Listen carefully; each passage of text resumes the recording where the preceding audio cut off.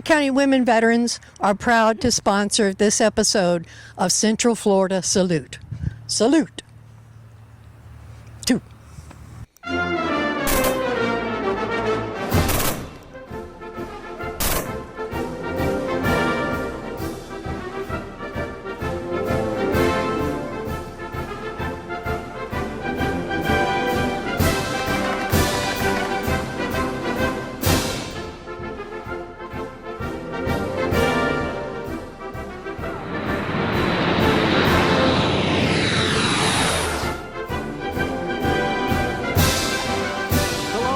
Central Florida Salute YouTube. I'm your host, Bob Peters, and I'm here in Oklahoma at the beautiful facility, Eagles 4273 at Haywood Worm Farm Road. And I have a special guest today. I met this lady at a gala for Ashley's house. She is career military. Kathy Lee Hunt, I want to welcome you to the show. Thank you very much. United States Air Force. And if I read her bio to you, we won't have time to interview her. So I'm going to let her tell you all about herself. First place, where are you from, Kathy? I'm from Sanford, Florida. I was born and raised in Sanford. Oh, you're a cracker. I am a Florida cracker. Yep. Yeah. So, Air Force, how'd that happen? Well, it's because the Navy had their quota on women. When I was in my first semester of my sophomore year, I was a music major. I was going to be a band and choir director, but music theory just killed me, so I thought I needed to find another career. And at the time I worked at Disney, and I had no really desire to work anyplace else. Work at Disney forever. So I thought, well, my dad was a career Navy guy. Why don't I just go and see if I can join the Navy? So the Navy guy, the recruiter, when I came in, said, we have our quota on women. It'll be a 2-year wait. And I said, well, can I take the ASVAB? Boy, did they mess up. Well, what was funny was, after he got my ASVAB scores, all of a sudden there was a place for women. I would have been able to go in and have a career in the Navy, and so I snatched my paper, because it was papers back then.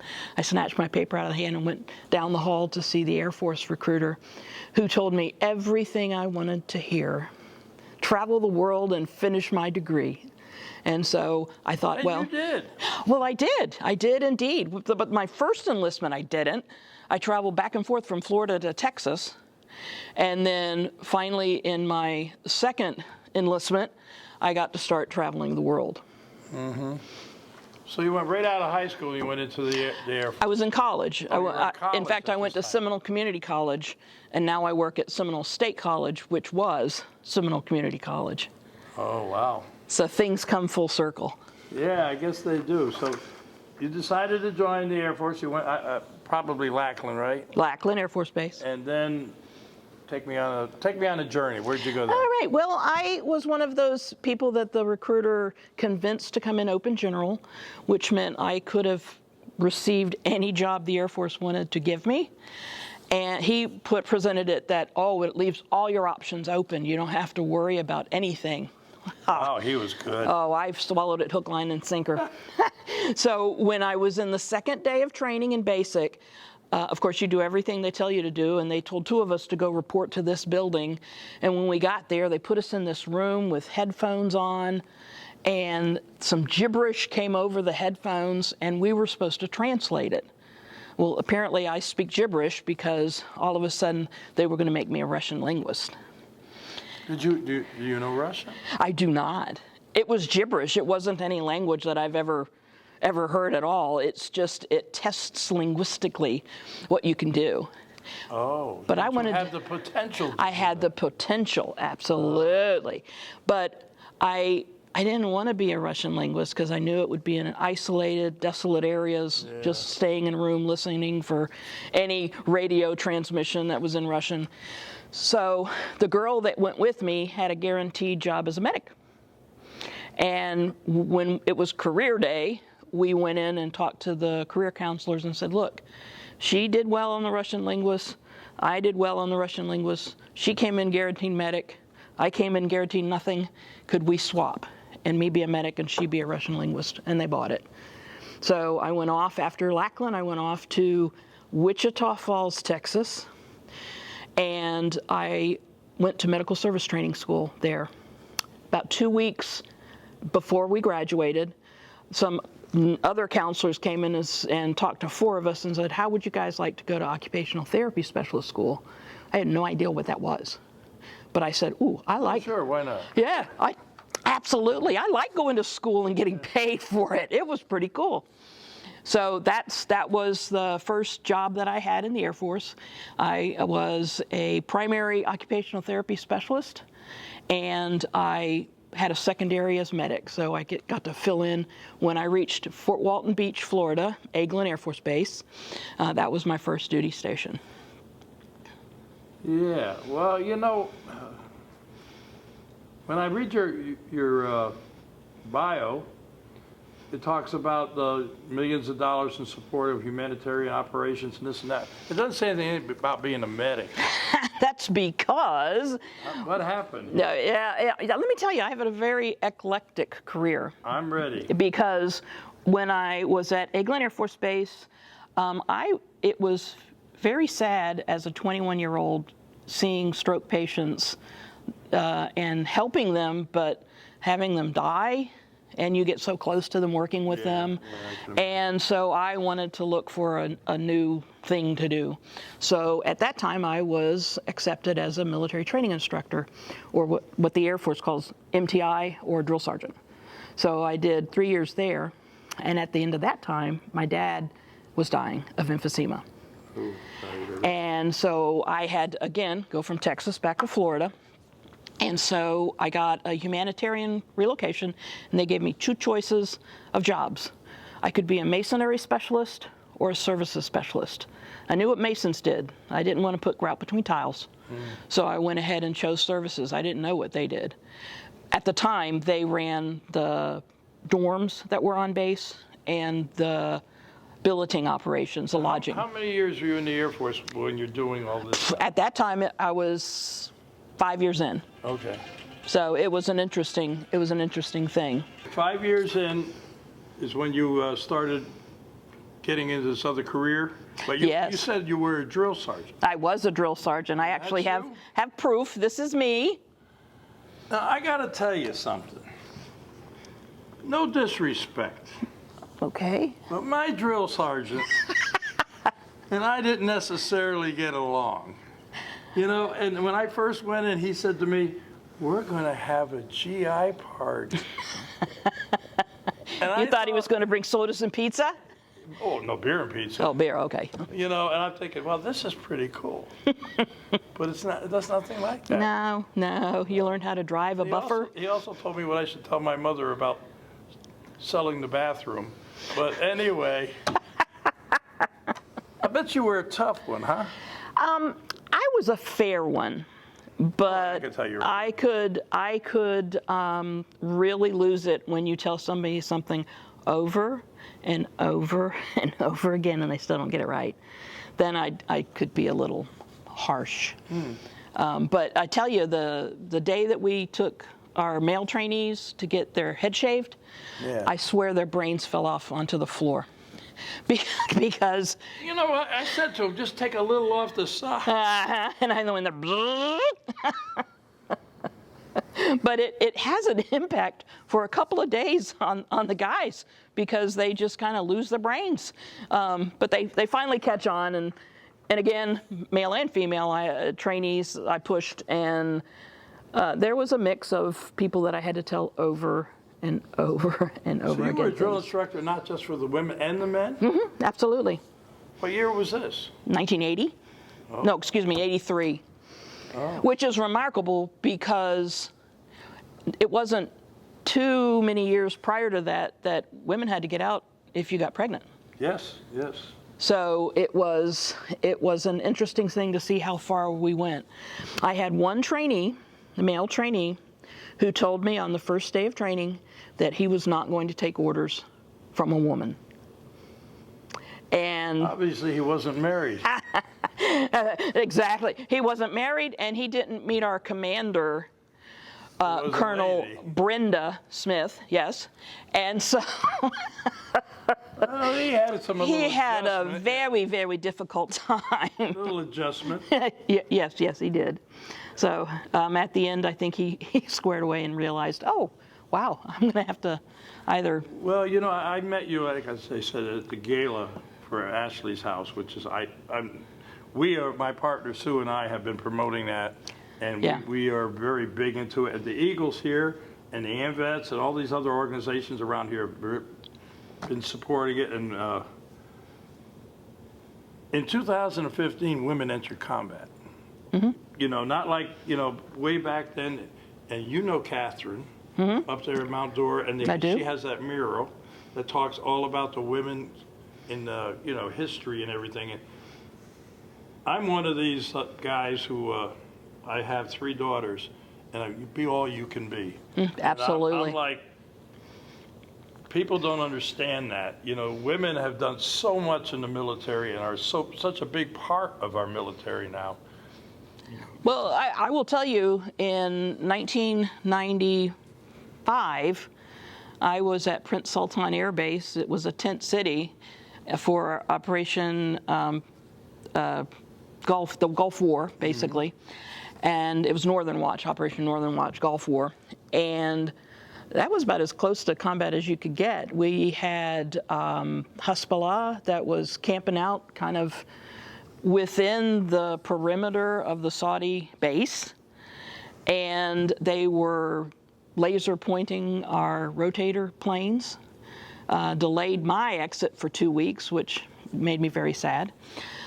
So we were around that, got to see Patriot missiles take off. Those are awesome. If you've never experienced that, you should go on YouTube. They have recordings of them, or see them live. No, I'm too old to see it live, dear. I am too. But it was, my career was varied. I got to see a lot of things. I got to go a lot of places. I got to work with a lot of great people. So Yeah, you were, what, 27 years, was it? How many years? 20, just 20. years, just 20, well, just. 80 to 2000. 80 to 2000. And, you know, when I read your thing here about being deployed, the leader of services management in Italy, Operation Allied Forces, being provided oversight preparation for a surge from 15,000 to 7,500 people. I mean, you're a difference maker. I mean, you know, well, you tell us a little bit more about, now you're done with being a drill instructor. Yeah, I'm not a drill. Being a tough person. Well, it takes that internal fortitude to be able to do stuff like that. Yeah. For Operation Northern Watch or the Gulf, right after the Gulf War, it was when I was there. It was a year anniversary of the Dhahran bombing, when we lost some Air Force folks in Dhahran Air Base, and I think that's why people were camping out, because they like significant events to, you know, kind of mess us up. But I got to actually be the MC for a ceremony. And we had a flyover, and the neat thing about the pilots during the flyover is they got to go lower than they normally get to go in the States. You could see the pilot in the window, and it just kind of rattled your insides. So it was fun. One of the things. Those are fighters, right? Yes, they're F-16s. Yeah, because I was with the bombers. Oh, okay. And everybody has ever been in the Air Force in the last 30 years has been with a B-52. That thing is still flying. Oh, let me tell you, when I was stationed on Guam for Operation Pacific Haven, is the other thing I worked on, we had a buff that was right on our exercise field, our physical fitness field. And it was because it would make pit stops there in Guam before it would go on to Vietnam. Yeah, well, I landed in Guam. Then I went to Okinawa. And from Okinawa, well, I think that's the way it went. We landed in Utapao, Thailand. That's where we did our B-52s. Yeah. But it's about you, not about me. So. Well, that's okay. We could connect because there was B-52 on the base. It was on that base on Guam that we did Operation Pacific Haven, which I don't think a lot of folks know about. And you're going to tell us. And I'll tell you. And what happened was we kind of fell short of helping our Kurdish friends when they said they'd go against Saddam Hussein. And so, as a consolation, we brought over 7,500 Kurdish refugees to the island of Guam. Now, that's 7 by 14 drivable miles. We had 7,500 Kurdish refugees of both Christian and Islamic faith, and we housed them and fed them and helped them find families in the U.S. and made citizens of them, and God they're there bless you. today. God bless you. It was probably the most awe-inspiring thing to see. Talk about your bringing people to the United States who really and truly needed it. Yeah, well, there's a statue in the harbor, as that song It's goes. got those words. Yeah, exactly. And tell me about some more of your deployments, because I'm looking at it here and trying to. I went for Operation Desert Storm, like I said. It was Northern Watch Desert Storm because it was after we said we're done, and we were just kind of watching to make sure that Saddam Hussein didn't invade again. The interesting thing there was I was one of 6 female senior NCOs. We had 6 of us that lived in a tent. It was interesting because you had to walk about a mile to get to our shower tent, and another half a mile to get to the bathroom tent.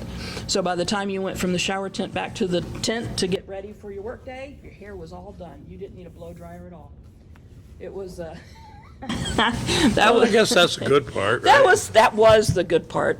But then when I deployed for Operation Allied Force, that's when we bombed the heck out of Kosovo, and all of the aircraft went out of Aviano Air Base. And one of the things I went there as a management team, we are told location, location, location, just like real estate. You don't put tent cities on near the flight line. You need to make them so that people can rest. Well, when I get there, half of the tent city is already built on the flight line. So F-15s, F-16s, Warthogs, and B-2 bombers were taking off about every 20 minutes. Boy, do I know what you're talking about. There was no hearing protection because no one thought, oh, these guys that are living right here might need hearing protection. But it rattled your insides. If you yelled at the top of your lungs into my ear, I would not be able to hear you when those things were taken off. So that was a very memorable thing. And then we went from a couple of hundred to a couple of thousand real quickly.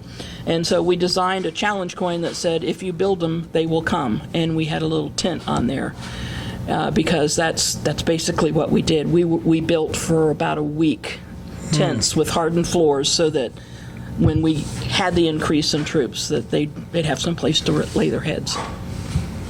Yeah, I can relate to the noise with the planes because I was with a mechanic, right by the tankers, and they would start up and the garbage can would go flying across the room, and your teeth started to crack, you know. Yeah. Oh, yeah. Oh, yeah. But Everything vibrated off the walls. Yeah.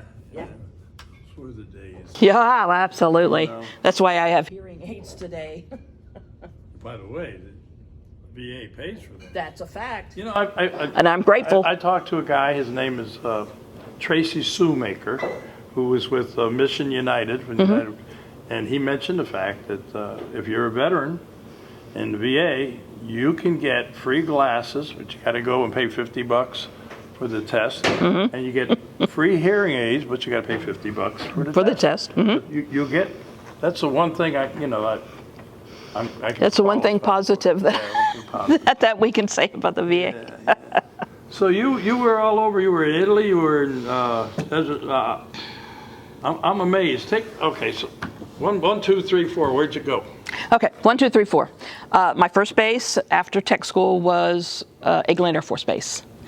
Then I went back to Lackland to be a drill sergeant. Then when my dad was dying, I went back to Patrick Air Force Base, now known as Patrick Space Force Base. Oh, yeah. Yeah, anyway. And then from Patrick, we moved to Guam. And then from Guam, the best of the bases that I had to select from was Little Rock Air Force Base. And we did a whole chart of what we wanted to be near family, safer places, better education. So that's why we picked Little Rock Air Force Base. And we still had a home in Melbourne. But when I retired, we got our kids together and said, hey, we're going to move back to Florida to our home in Melbourne. And they started bawling. Gator tears. I want to stay here. And so it was from Little Rock that I deployed for both Allied Force and for Desert Storm. And it was when I deployed 15 months out of Desert Storm for Allied Force that my youngest looked at me and said, Mommy, don't you love us anymore? Oh, boy. So, The old 4 guilt years trip. old. Oh, 4 years old. He just didn't. How many kids you got? Two. Two. So you had your 4-year-old giving you a guilt trip. Just breaking my heart. It didn't even make me feel guilty because you can't tell a child about duty, honor, and country. No, they don't understand. They don't understand. Oh, they that said, at all. where's Mommy? That's right. So when I came back from Italy, I had about 2 months, and then I put my retirement papers in, and that's why I didn't do a day over 20. Oh, okay. So- Because, when I read your bio there, the chief of staff at the Air Force talking about you, you're the best he's ever seen, and this and that. Oh, my- You must have had some My great facilities plan. great reviews. Yes, I did. I missed chief with not the E9 rank with not too many points, so the second time around testing, I probably would have got it. But I said, I'm not even going to test because that'll be a temptation I don't want. Yeah. And lo and behold, because I retired in 2000, had I re-enlisted, Desert Storm hit, or not Desert Storm, but 9/11, I would have been doing a lot more deploying. So Yeah. I just, So you have 2 kids, and how old are they now? oh Lord, my youngest was born in 94, and my oldest was born in 89. So they're up there. They're adults now, Yeah. and they wanted to stay in Little Rock, Arkansas, and only one of them did. My oldest is getting his doctorate at Michigan State, and Oh, wow. his wife is a doctorate of music. She teaches at a small college that's in eastern Michigan, and my little grandbaby Ben is up there too. So they're all spread out, and Mama's back in Florida. Yeah, I see you earned a BA in music and an MA in professional and technical writing. I did. Oh, yeah. And then you're working with the colleges now. And what are you doing there?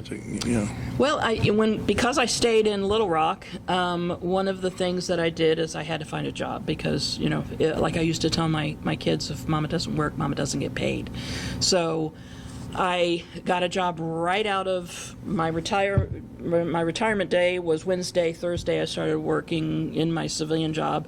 I did graphic design and web design, and I placed orders for advertising specialties, which I Very talented loved. lady. You're very Well, I just love that. I mean, gave me the flexibility so I could be home with my kids.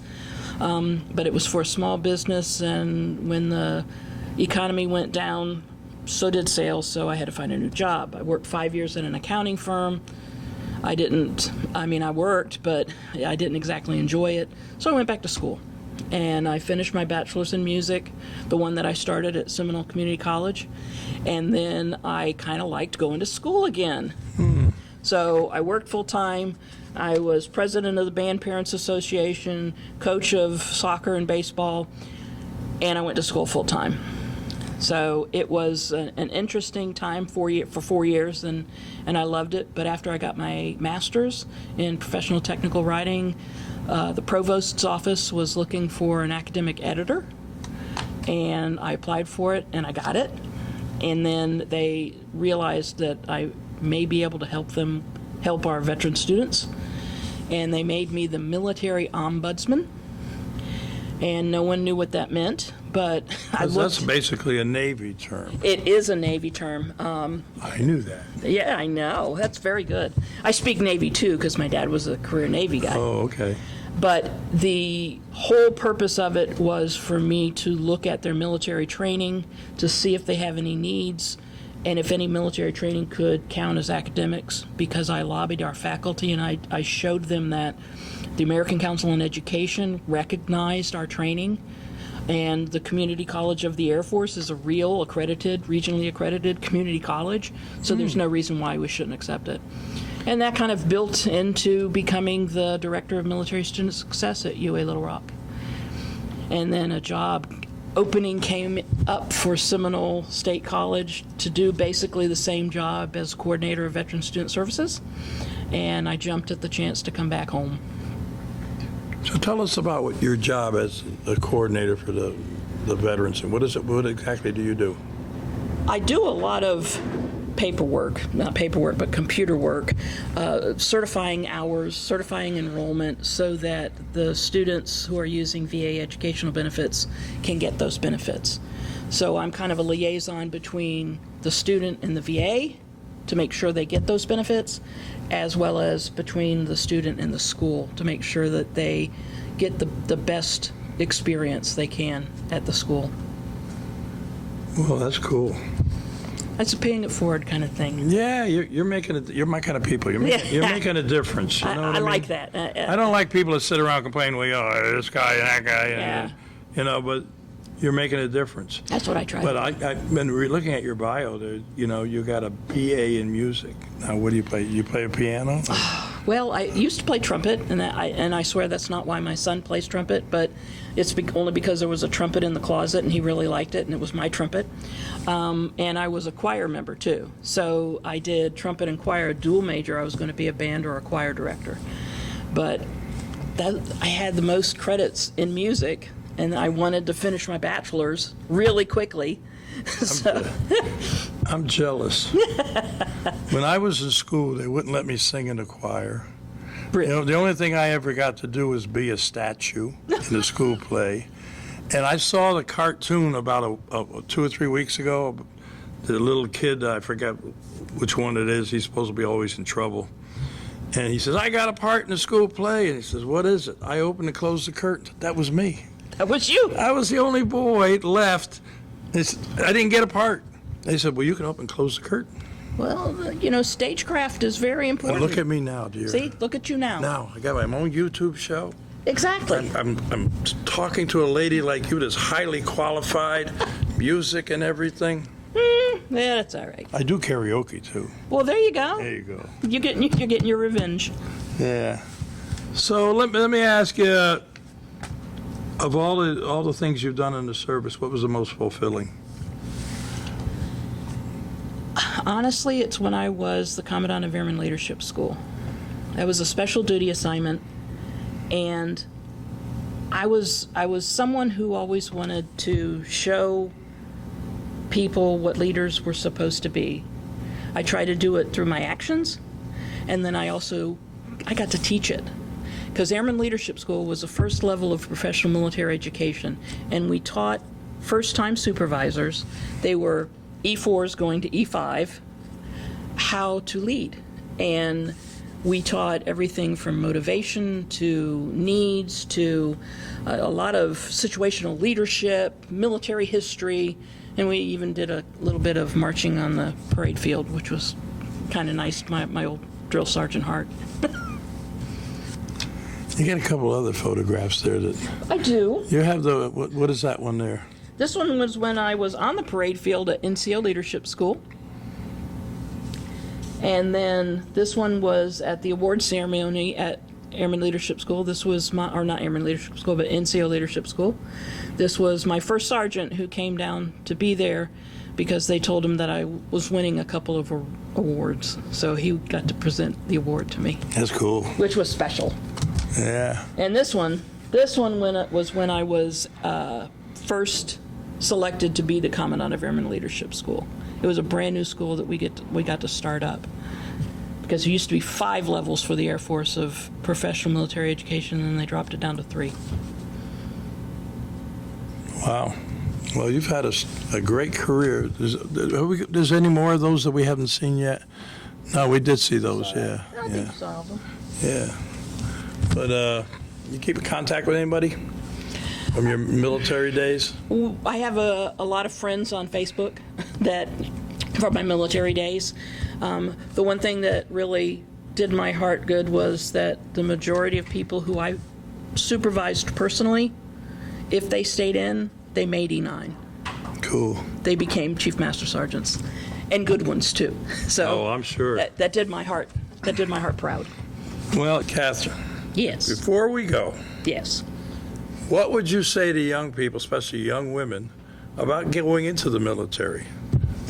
I would say it's one of the best opportunities that you can have. There is very little gender bias. So if you have what it takes to progress, you will. There is nothing that can hold you back. Times have changed. Times have changed. I have done a lot of shows, over 400 shows, and I have seen all kinds of changes, from like a Tuskegee Airman to the guy, African American, who's the head of the Blue Angels. You know, listening to an American of Japanese descent who was thrown in an internment camp, and he had to fight only against the Germans in an all-Asian outfit. There's so much history out there. And There is. to see how far we've come, especially for women, and like I say, I got 3 daughters. I tell them there's nothing you can't do. Absolutely. You know? And the military is great. It is. It gives you an opportunity. And whether you want to do 4, 20, or 30 years, you can make the best of that. And with the GI Bill, they have the post 9/11 GI Bill. If God forbid you get disabled, they have a chapter of the GI Bill that helps you there too. So it really helps you while you're serving, and then it actually helps you when you get out to get the credentials that you need. Did you use the GI Bill? You know, I didn't have it, believe it or not, because we had VEAP, which was Veterans Education Assistance Program. And when in 4 years, again, I was going to get out. I was going to do 4 years, get out and finish my degree. Well, I realized VEAP really didn't do much. It paid $200 a month, and all of the money that I put in, I withdrew and paid off my bills. And then when the Montgomery GI Bill came up, you had to have at least $1 in VEAP in order to qualify for the Montgomery. So I didn't qualify for the Montgomery. Oh, man. But, it's okay. You're doing well. You're doing Yeah, great. I'm doing okay. And I'll tell you what, I know you filled in for, another person that was supposed to be at that gala. But I was super impressed, and I still am impressed about everything you've done. And I think you're really a good role model for women and anybody that wants to join the service. Thank you. But I think we're going to close this out, unless you have something you want to say about anything, whatever. No. I think Okay. I covered everything. Yeah, I think you did. You did. I really appreciate what you're doing for young people, trying to help them out. And some of them, with the later wars, they're coming back with issues. All of us have issues if we deployed or we were in combat zone. But Yeah, because you see the different parts of the world. You see the different things that you don't normally see. oh, exactly. And I'll never forget the first time I went over there. They were tearing down a building. They said, we got to go to the dump. So I says, okay. So I did a deuce and a half. We threw all this stuff on it. The guy that was driving the truck says, just lock the door. I said, well, we got to take everything off. Just lock the door. We drove through that dump. These kids and old people came out of nowhere, climbed on the truck as get we're the driving. This one kid threw a 2x4, about 5-foot 2x4 off the truck, jumped down to get it, and an old lady was there, and she was going to hit him with it. And I'm going, yeah, you rock my world. You know what I mean? We don't. Yeah. We We take for granted. Yeah, we do. We take for granted what we have.